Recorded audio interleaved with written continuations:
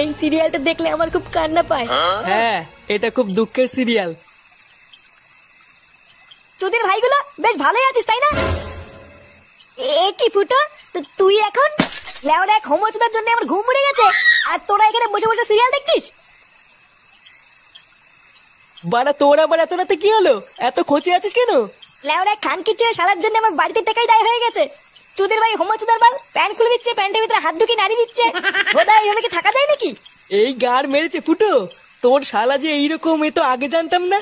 ভোদা জানবে কি করে আমার শালা যে হোমোচুদা সবাইকে বলা যায় নাকি?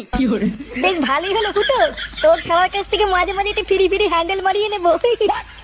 ফটকে, দেখছিস ও মোর চোর জ্বালায়, তার উপরে আবার আলবাল বকছিস। বাড়া তোরা কি কিছু করবি নাকি আমি একাই ওই শালার গুষ্টি গুদ মেরে দেবো?